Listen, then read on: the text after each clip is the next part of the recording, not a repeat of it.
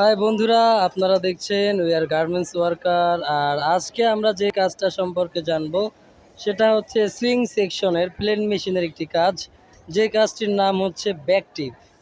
তো এই ব্যাক টিপ কীভাবে করতে হয় এবং ব্যাক টিপ করতে পারলে ঘন্টায় কত পিস করতে পারলে আপনার বেতন কত হবে, এই সব বিষয়ে খুঁটিনাটি আজকে আমরা জানবো।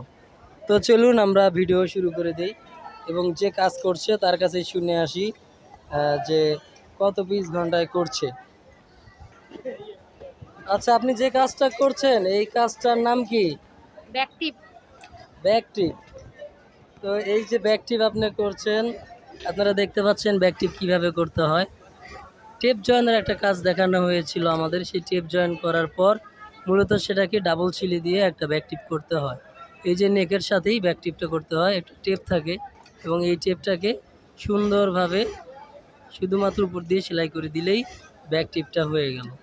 এটাই মূলত ব্যাক টিপের কাজ। আচ্ছা, এই ব্যাক টিপ আপনি ঘন্টায় কত পিস করে দিয়ে থাকেন? 120 পিস। 120 পিস। আচ্ছা, এই যে আপনি ব্যাক টিপ করছেন 120 পিস, তো এই ব্যাক টিপ করার জন্য আপনাকে কোম্পানি এখন কত টাকা বেতন দিচ্ছে? 10,200। 10,200 টাকা বেতন। আচ্ছা, 10,200 টাকা বেতন পাচ্ছেন, তাই তো? তো ওভারটাইম সহ আপনি কত উঠান প্রতি মাসে? 13,000 14,000।